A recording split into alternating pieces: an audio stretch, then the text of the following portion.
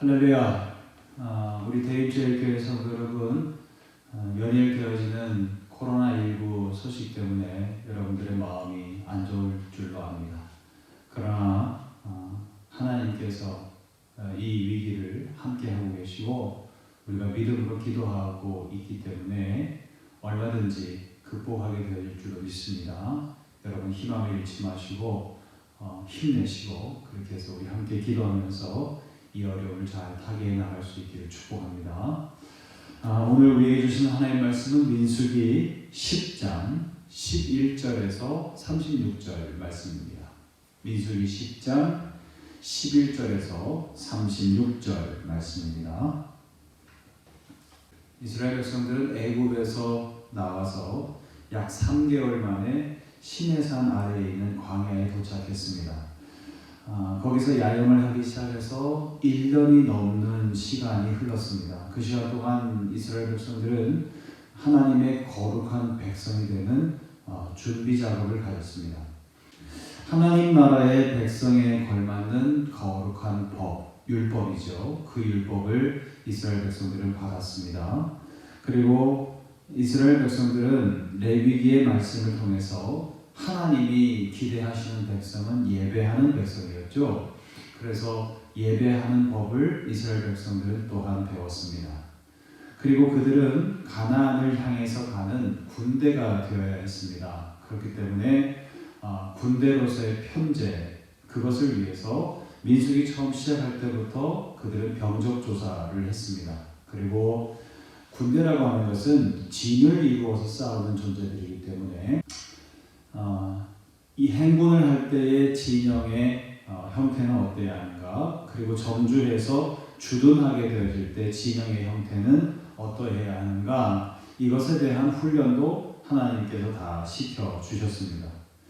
그동안 훈련 받을 것은 다 받았고 출발하기 전에 최종적으로 점검해야 되는 것, 그러한 것들도 다 했습니다. 그래서 지난 시간까지 하나님이 마지막으로 점검하기를 원하셨던 것은 무엇이었나요? 유월절을 반드시 지켜라 라고 말씀하셨었죠. 그리고 유월절을 지킨 이후에 하나님께서는 제사장들을 통해서 나팔 신호 체계를 알려주셨습니다. 그래서 나팔의 신호에 따라서 이스라엘 백성 전체가 어떻게 움직일 것이냐 라고 하는 것을 점검을 했었었죠. 자, 훈련받을 거 다 받고 점검할 거 다 한 상태입니다. 드디어 오늘 이스라엘 백성들은 희망의 부푼 가슴을 안고 그 첫 발을 내딛는 장면이 오늘 본문입니다. 저와 함께 11절, 12절 말씀 한번 읽어보죠. 민수기 10장 11절, 12절입니다. 같이 읽습니다. 시작. 둘째 해, 둘째 달 스무날에 구름이 증거의 선막에서 떠오르매 이스라엘 자손이 시내 광야에서 출발하여 자기 길을 가더니 바란 광야에 구름이 머무니라. 아멘. 오늘 이제부터 이스라엘 백성들은 광야의 첫 여정을 시작해서 민수기 22장까지 그들의 여정은 계속되어집니다. 일단 오늘 말씀은 이스라엘 백성들이 구름을 따라서 광야로 출발했다라고 말씀하고 있어요. 구름이 이끄신다라고 하는 것은 우리가 지난 시간에 살펴봤었죠. 바로 하나님이 이끄신다라고 하는 것을 우리에게 말씀하여 주시는 것이죠. 자, 이스라엘 백성들이 시내 광야를 출발해서 본격적인 첫 행군을 시작하는데 맨 앞에 그들을 이끄시는 분이 누구시냐? 하나님이시다. 그것을 우리에게 말씀하고 있다고 하는 것이에요. 제사장이 아무리 나팔을 불어서 전달을 한다고 하지만 궁극적으로 이스라엘을 이끄시는 분은 누구시냐? 하나님이시다 라고 하는 것을 우리에게 오늘 본문 말씀이 전하고 있습니다. 사랑하는 여러분, 우리 대림제일교회는 하나님이 이끄십니다. 할렐루야. 우리가 이 사실을 잊으면 안 되겠습니다.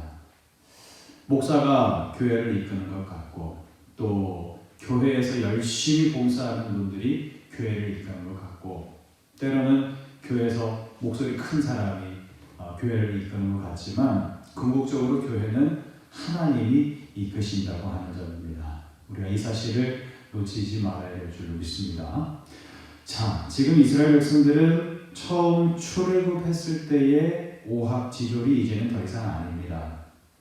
애굽의 군대가 추격해 올 때 그저 두려워하면서 떨었었던 애굽의 노예들이 더 이상 이제는 아닙니다. 정규군 60만이 넘는 강력한 하나님의 군대가 되었습니다. 진을 이루어서 싸우는 방법도 하나님 앞에 다 훈련받은 상황입니다.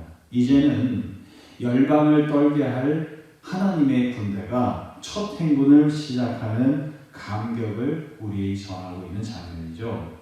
자, 그들이 처음 출발을 해서 이제 두 번째 수경지로 삼은 곳이 어디냐?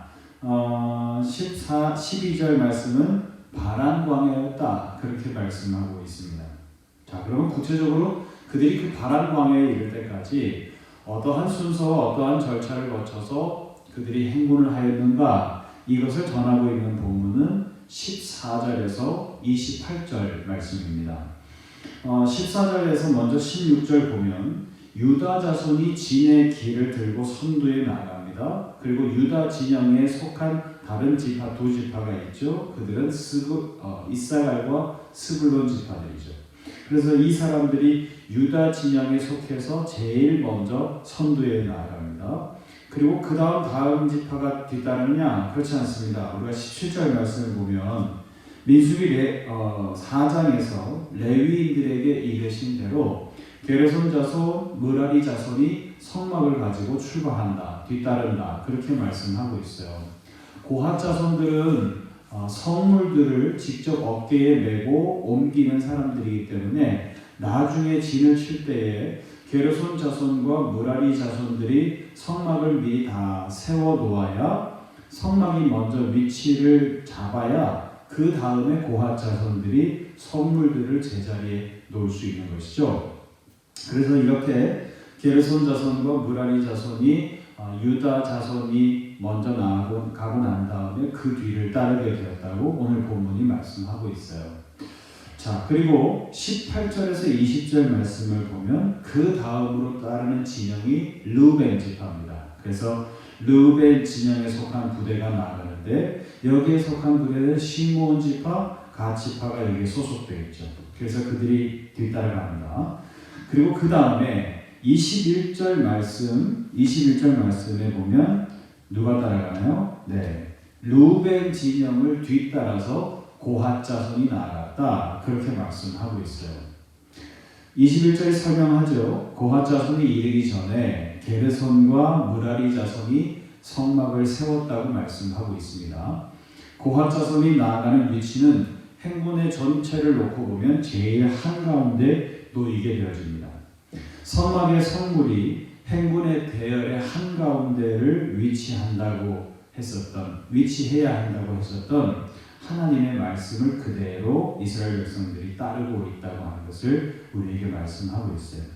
자, 그리고 이제 그 다음에 진영은 22절에서 24절이죠. 에브라임 진영에 속한 므낫세 지파, 베냐민 지파 부대가 함께 이동을 합니다. 그리고 제일 마지막 후발 진영에는 25절에서 27절 말씀하고 있는 단 지파에 속한 부대, 아셀 지파, 납달리 지파가 부대 이동을 하게 되어집니다.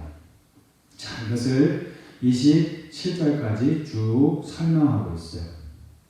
이스라엘 백성들은 지금까지 시내산 아래에서 하나님께 훈련받은 그대로 그 순서대로 이스라엘 백성들이 행진하고 있는 모습을 전하고 있습니다. 그들이 우왕좌왕했다거나 아니면 그저 떠밀려가는 피난민들의 행렬 같았었다라고 하거나 이러한 기록은 전혀 없습니다. 그들은 아주 질서정연했고요. 훈련받은 그대로 하나님의 군대가 되어서 착착착착 그렇게 행군했다고 하는 것을 우리에게 전하고 있어요. 옛날에 아무런 목적지도 없이 또 아무런 정신과 지조도 없는 그런 노예가 아니라 그저 발길 닿는 대로 정처 없이 떠돌아다니는 떠돌이들이 아니라 하나님의 시민, 하나님의 군대, 하나님의 백성이 되었다라고 하는 것을 우리에게 전하고 있어요. 이 장면을 우리가 좀 눈을 감고 한번 상상을 한번 해보세요. 하나님의 눈으로 이 장면을 바라보신다라고 한다면 여러분 하나님이 어떤 기분이 드실까요? 얼마나 기특할까요? 얼마나 감격스러울까요? 400년이 넘도록 이집트에서 종살이 하였었던 그들이 이제 자유를 얻고 1년의 훈련 과정을 통하여서 그들은 이제 하나님의 군대로 거듭났습니다. 그리고 그들은 지금 훈련받은 그대로 나아가고 있다고 하는 것이죠. 이대로만 나아가면 됩니다. 아무리 그들에게 장애물이 있다 할지라도 그들은 훈련받은 대로만 하면 얼마든지 하나님도 함께하고 계시기 때문에 승리할 수 있다고 하는 점이죠. 더군다나 그들에게는 또 한 명의 좋은 천병이 있으니 그 사람이 누구냐? 바로 호밥입니다. 우리 다 함께 29절에서 32절 말씀 한번 읽어보죠. 29절에서 32절 같이 읽습니다. 시작. 모세가 모세의 장인 미디안 사람 르우엘의 아들 호밥에게 이르되 여호와께서 주문하신 곳으로 우리가 행진하나니 우리와 동행하자. 그리하면 선대하리라. 여호와께서 이스라엘에게 복을 내리리라 하셨느니라. 호밥이 그에게 이르되 나는 가지 아니하고 내 고향 내 친족에게로 가리라. 모세가 이르되 청하건대 우리를 떠나지 마소서. 당신은 우리가 광야에서 어떻게 진칠지를 아나니 우리의 눈이 되리라. 우리와 동행하면 여호와께서 우리에게 복을 내리시는 대로 우리도 당신에게 행하리이다. 아멘. 하나님께 훈련받은 군대, 진영의 형태를 그대로 훈련받은 군대, 이제 하나님의 명령대로 나아가기만 하면 되는데 더군다나 더 유리한 점이 있다. 그것은 무엇이냐? 호밥이라고 하는 사람이 길잡이 노릇을 한다고 하는 것이에요. 이 사람은 미디안 사람, 다시 말하면 광야 사람입니다. 태어날 때부터 광야에서 태어났고 지금까지 광야에서 자란 사람이에요. 광야의 삶에 대해서는 아주 정통해 있는 사람이죠. 이스라엘 백성들은 어떻습니까? 400년이 넘도록 이집트 문명권 아래에서 살았었던 사람입니다. 광야 생활을 한 번도 체험해 본 적이 없어요. 그저 시내산 아래 광야에서 정주하면서 1년 동안 훈련받으면서 광야 한번 맛보기 한 정도입니다. 그런데 광야를 지나가고 광야를 살아가고 광야에서 마시고 먹고 살아간다라고 하는 것은 또 다른 문제입니다. 그런데 그것에 대해서 아주 세세하게 코치해 줄 수 있는 사람, 그 사람이 누굽니까? 호밥이 여기 곁에 있어요. 그러니 이제 이스라엘 백성들은 하나님의 말씀을 따라서 나아가기만 하면 되고 또 하나님께서 구름이 멈춰서 어느 한 지역에 정주해서 진영을 형성해라 라고 말씀하시면 그 진영에 대한 명령대로 그들은 정주에서 진영을 형성하면 되는 것이고 구체적으로 어떻게 진영을 구성할 수 있는지에 대한 것은 호밥에게 자문을 받으면 되는 것이죠. 자, 그런데 이러한 상황 가운데서 우리는 희망에 부풀어 있지만 사실은 우리는 민수기의 결론을 알고 있습니다. 민수기는 무엇을 전하는 책인가요? 이스라엘 백성들의 실패를 전하고 있습니다. 우리가 다음 시간에 살펴보겠지만 얼마 지나지 않아서 이스라엘 백성들은 바란 광야에 도착합니다. 그리고 그 바란 광야에서 몇 군데를 이렇게 돌아다니게 되는데 거기에서부터 이스라엘 백성들은 불평하고 원망하는 모습을 보이게 되어집니다. 저는 오늘 본문이 민수기 10장 11절부터 12장 16절까지가 큰 단락에 속하는 본문이다라고 하는 것을 말씀드리고 싶습니다. 민수기 10장 11절에서 12장 16절까지의 말씀은 왜 이스라엘 백성들이 곧바로 가나안 땅에 들어갈 수 없었던가? 왜 이스라엘 백성들은 가나안 땅에 곧바로 들어가지를 못하고 무려 40년 동안이나 광야를 헤맸어야 되는가? 그것을 우리에게 설명해 주는 본문입니다. 준비는 완벽했고 첫 출발도 좋았지만 그들에게 하나님을 신뢰하는 믿음이 없었음을 우리에게 설명해 주는 부분이죠. 다음에 더 자세히 살펴보겠지만 민수기 11장 초반부에는 다베라의 이름이라 다베라에서 이스라엘 백성들은 악평을 내놓습니다. 그 이후에는 기브롯 핫다와라고 하는 곳에 가서 먹거리 문제를 가지고 하나님 앞에 불평합니다.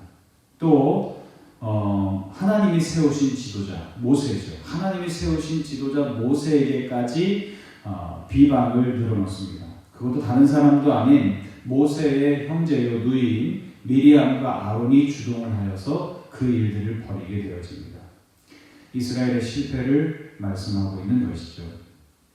하나님의 준비, 하나님의 훈련, 하나님의 계획은 완벽했지만 이것에 비해서 상대적으로 이스라엘 백성들은 너무 무기력하게 무너져 갔었다라고 하는 그 실패담을 우리에게 전하고 있습니다. 왜 실패했을까요? 무엇이 없었기 때문일까요? 다 함께 우리 35절에서 36절 말씀 한번 읽어보겠습니다. 35절에서 36절 시작.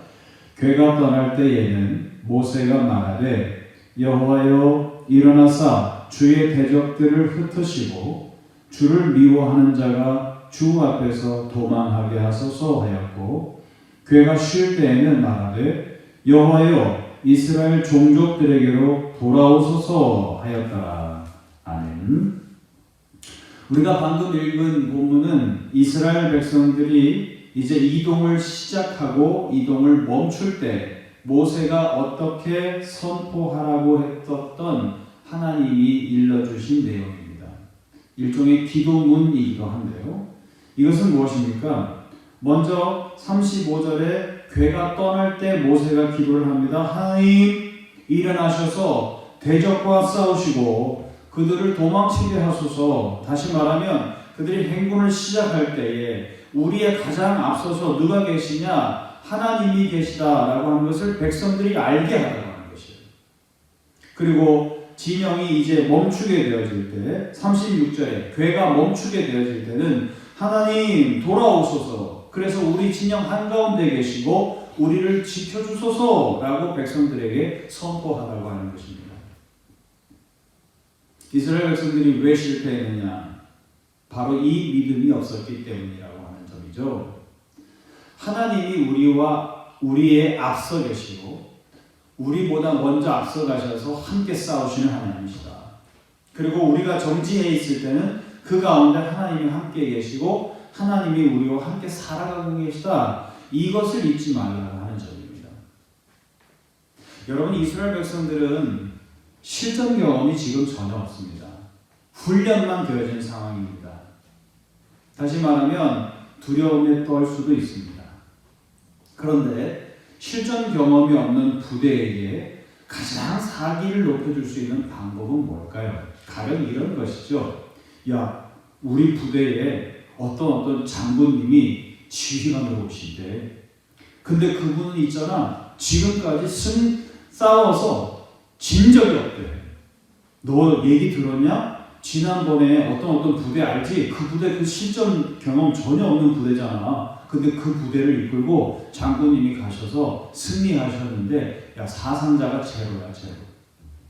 그저 몇 명이 경상에 지나지 않는 정도의 피해 받은 정도, 그 정도가 다였대. 그 장군님이 우리 함께 오신다더라. 그리고 우리가 어떤 작전에 투입되는데 그분이 함께 하신대요. 여러분, 이렇게 한다고 한다면 아무리 실전 경험이 없는 부대라고 할지라도 그 장군의 경험치, 그것으로 인하여서 그들은 얼마든지 사기 진작을 할 수 있고 그의 명령, 그의 작전 계획에만 따라서 싸우기만 하면 우리는 승리한다라고 하는 믿음을 가질 수 있다고 하는 것이죠. 하나님은 오늘 모세에게 이것을 말씀하고 있습니다. 이스라엘 백성들아, 비록 너희들은 실전 경험이 없지만 그러나 그 우리의 부대 가운데 누가 함께하고 계시냐? 만군의 여호와, 그 하나님이 함께 하신다고 하는 점이에요. 요즘에 게임 좋아하는 우리 젊은이들이 말하는 히어로, 전략 시뮬레이션 게임에서 등장하고 있는 히어로죠. 히어로들은 대부분 일당 100의 용사들 아니겠어요? 그런데 그 히어로를 뛰어넘으시는 하나님, 만군의 여호와 하나님이 우리 앞서서 싸우신다. 할렐루야. 여러분, 이것이 우리에게 기쁨인 줄로 믿습니다. 부대가 이동할 때는 무기도 갖추고 그렇게 해서 싸울 태세를 갖추고 난 다음에 이동을 하게 되어 있습니다. 그러다 보니까 어느 정도의 긴장감도 있고 경계를 하면서 가게 되어 있어요. 근데 부대가 위험할 때는 언제냐? 정주해에 있을 때입니다. 어디에 한 군데 진영을 갖춰서 주둔하고 있을 때 외부의 공격으로부터 취약할 수 있어요. 자칫 잘못하다 보면 한 군데 몰려 있으면 포위당하기 딱 좋아요. 그런데 그때 제일 중요한 것이 무엇입니까? 정찰병과 초병입니다. 정찰을 하는 사람들이 멀리까지 가서 외부로부터 오는 위험의 요소를 미리 감지하는 것, 이거 굉장히 중요하죠. 또 초병이 언제나 깨어 있어서 위험의 요소, 자꾸 미묘한 위험의 요소라고 할지라도 그것을 빨리 부대에게 전파를 해서 경계 태세를 갖출 수 있는 것, 그 초병의 역할은 무엇보다도 중요할 겁니다. 그런데 초병이 존다, 초병이 피곤해서 잔다, 그 부대는 끝이죠. 그런데 이스라엘 백성들이 정주해에 있을 때 초병이 누구시냐? 정찰병이 누구시냐? 우리 하나님이시라는 거예요. 할렐루야. 하나님은 졸지도 주무시지도 아니하시고 이스라엘 백성들을 지키시는 우리의 하나님이신 줄로 믿습니다. 하나님이 모세에게 이르신 것은 바로 이것을 이르신 것이에요. 이스라엘 백성들아, 비록 너희들은 실전 경험이 없어서 이제 훈련만 하고 나아가지만 내가 너희와 함께 할 것이다. 전쟁을 하러 나아갈 때 제일 먼저 내가 함께 나가서 싸울 것이다. 너희들이 진영을 형태를 이루고 멈춰 있을 때 그 가운데 나는 너희와 함께 수병할 것이다. 나는 졸지도 아니하고 주무시지도 아니하시고 너희들을 지킬 것이다. 그렇게 하나님이 말씀하고 계시고, 이것을 모세야 너희들은 백성들에게 일러라 라고 말씀하고 계신 장면이죠. 그런데 우리가 알다시피 이스라엘 백성들은 실패했습니다. 바로 무엇이 없어서인가요? 이 믿음이 없었기 때문입니다. 이스라엘의 오늘 지금 첫 행군을 시작하는 이 장면은 어찌 보면 우리의 신앙생활의 시작점과 비슷합니다. 성경 공부 처음 할 때 하나님에 대해서 알아가는 그 기쁨, 또 제자 양육 같은 거 받을 때 하나님이 나와 함께하고 계시다. 예수님이 나의 죄를 위해서 십자가 지시고 돌아가셨다라고 하는 그 감격, 그리고 부족한 나이지만 주님께서 나를 제자 삼아 주셨다라고 하는 것, 그 기쁨이 우리에게는 가득했었죠. 그런데 시간이 얼마 흐르고 우리의 신앙생활에 지금의 현 주소를 되돌아보면 어떻습니까? 그때에 훈련받았었던 그 기억은 다 잊어버리고 불평이나 원망 같은 것들이 우리에게 자리 잡고 있지는 않습니까? 왜 불평하고 왜 이스라엘 백성들이 원망하게 되어졌느냐? 바로 이 믿음이 없었기 때문이라고 하는 점이죠. 다베라에서 악평을 합니다. 3일길을 행군해서 힘들다고 불평했습니다. 3일길 행군한다. 쉽지 않죠. 힘들죠. 사실입니다. 그러면 그들이 애굽에서 종살이 할 때는 안 힘들었습니까? 더 힘들었습니다. 그때는. 그런데 그들은 지금 하나님 앞에서 불평하고 있습니다. 여름에 교회에서 봉사하면 땀나고 힘들죠. 더군다나 부엌 같은 데에서, 교회 식당에서, 주방에서 만약에 봉사한다고 생각해 보세요. 불 앞에서 일하고 에어컨도 제대로 갖춰지지 않은 데서 봉사를 하다 보면 땀나고 힘들죠. 그러면 내가 집에서 전기세 아낀다면서 에어컨도 안 켜고 가스레인지 앞에서 밥하고 설거지하고 그러면 안 힘듭니까? 힘들죠. 근데 집에서는 왜 힘들어도 되고 교회에서는 왜 힘들면 안 됩니까? 이스라엘은 기브온 핫다와에서 먹을 거리를 가지고 불평했습니다. 하나님이 고기 먹고 싶다고 하니까 그래 좋다. 징계성으로 메추라기 떼를 보내주셨어요. 한번 원 없이 실컷 먹어봐라. 그러면서 하나님께서 메추라기 떼를 보내주셨습니다. 실컷 먹더니 하는 소리가 이것도 이제 지겹다는 거예요. 우리는 어떻습니까? 여러 가지 음식들이 잔뜩 차려져 있는 뷔페 식당을 우리는 갑니다. 먹을 게 얼마나 많아요. 그리고 내가 좋아하는 음식들을 골라서 먹는다고 하면 원 없이 배부르게 먹을 수 있어요. 그런데 우리는 어떻죠? 그 식당을 다녀와서는 한다는 소리가 야, 그 뷔페 식당 먹을 거 없더라 라고 말해요. 이스라엘 백성들이 고기 먹고 싶다고 해놓고는 고기 주시니까 그거 먹고서는 이제는 그 고기도 신물 난다고 말하는 것과 흡사 닮아 있어요. 하나님이 내신 지도자 모세에 대해서까지 원망을 합니다.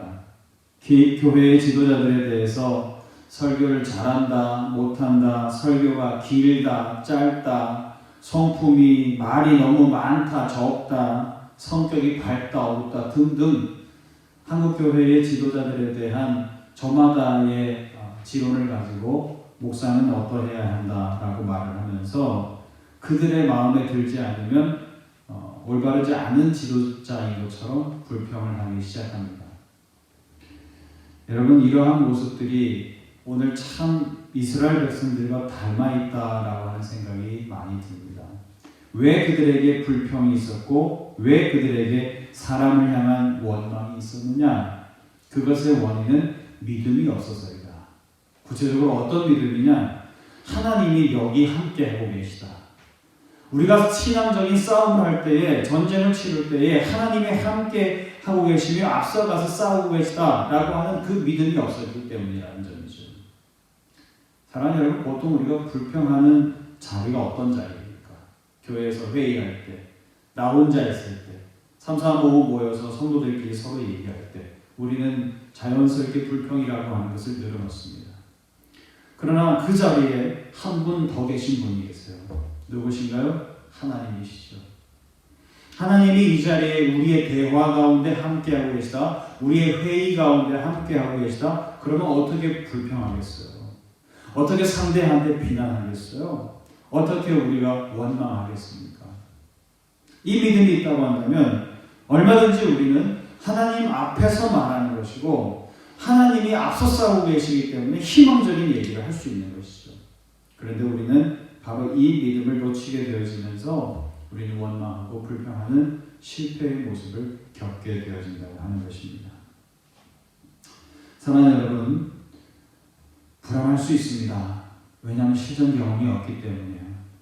인생길이라고 하는 것은 늘 언제나 어떤 새로운 일들을 맞닥뜨릴 때마다 실전 경험이 없어요. 다 처음 겪는 일입니다. 첫 자식 처음 나와보고요. 첫 직장 다 처음 경험해보는 거예요. 두 번째 직장은 내가 몇 번 경험해봤나요? 아니죠. 첫 번째 직장에서 비슷한 경험이 있을 수는 있겠지만 그 두 번째 직장도 인생에서 처음 겪는 일이에요.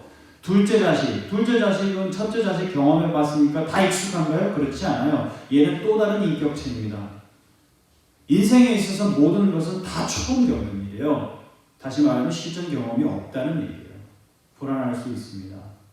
그렇지만 우리에게 이 믿음이 있을 때 내가 모든 것, 무슨 일이든지 다 처음 겪는 것이지만 하나님이 앞서가고 계시다. 그렇기 때문에 우리는 희망적이다. 하나님이 여기 계시다. 그렇기 때문에 우리는 하나님 때문에 안심할 수 있다. 그 믿음이 우리에게 있으면 얼마든지 처음 겪게 되어지는 그곳에서 오는 불안감 극복할 수 있죠. 부정적인 미래에 대한 불안감 이겨낼 수 있죠. 그런데 우리가 바로 이 믿음이 부족하기 때문에 우리는 불평하고 원망한다고 하는 점입니다. 사랑하는 여러분, 코로나 바이러스 때문에 더더욱 세상 가운데서 그런 목소리들을 많이 듣습니다. 불평하는 소리, 원망하는 소리, 누구 때문이다라고 하면서 비난하는 소리, 그런 소리들을 많이 듣습니다. 우리 대림제일교회 모든 성도님들은 이 사실을 놓치지 않기를 원합니다. 교회는 하나님이 앞서가시는 곳이다. 앞에서 싸워주시는 곳이다. 그렇기 때문에 여러분, 우리 교회의 미래는 잘 될 겁니다. 희망적입니다. 여러분, 그 희망의 끈을 놓치지 않는 저와 여러분들이 될 수 있기를 주님의 이름으로 축원합니다. 또 내가 혹시나 실수로 불평하고 원망하는 그 대화의 자리에 하나님이 함께하고 계시다. 만군의 여호와, 능력의 하나님, 무엇이든지 가능하신 그분이 우리와 함께하고 계신데 아차, 내가 불안해했구나, 우리와 함께하고 계신 분을 내가 놓쳤구나 라고 하는 것, 여러분 이 믿음을 우리가 가지기를 원합니다. 그래서 이 코로나 바이러스도 서로 불평하거나 원망하지 말고 서로 격려하면서 희망적인 얘기하면서 또 하나님이 우리와 함께하고 계시다고 하는 것을 서로 확인시켜 주시면서 우리 이 위기를 잘 극복해 나간다고 한다면 하나님께 훈련받은 그대로 믿음으로 순종하며 나아갈 때 우리가 승리하게 되어질 줄로 믿습니다. 우리 대림교회 모든 성도 여러분, 한 주간 동안 이 믿음으로 승리하시고 여러분들의 믿음 생활에 평생토록 이 믿음이 계속 되어질 수 있기를 주님의 이름으로 축원합니다. 기도하겠습니다. 하나님 아버지, 연일 계속되어지는 코로나 바이러스 소식에 우리에게는 불안감이 엄습해옵니다. 거의 3,000명에 육박되어지는 사람들이 확진자가 되었다고 하는 불안한 소식을 듣습니다. 우리는 불안해할 수 있습니다. 이런 일을 처음 겪기 때문입니다. 그러나 하나님, 우리 가운데 하나님이 함께하고 계시다고 하는 것, 그것을 잊지 않는 저희들에게 도와주옵소서. 이러한 불안한 소식들을 접할 때마다 우리의 미래가 참으로 불투명하다고 하는 암울한 생각이 들 때가 있습니다. 그러나 하나님이 앞서서 우리와 함께 싸우고 계시다고 하는 그 믿음 때문에 우리는 소망을 품을 수 있는 줄로 믿습니다. 우리 대림제일교회 모든 성도님들은 바로 이 믿음으로 승리하게 하셔서 저들의 삶 가운데, 저들의 신앙생활 가운데 하나님이 임마누엘 하시는 그 축복의 열매들이 가득가득 할 수 있도록 하나님 인도해 주옵소서. 감사드리며 예수님의 이름으로 기도하옵나이다. 아멘.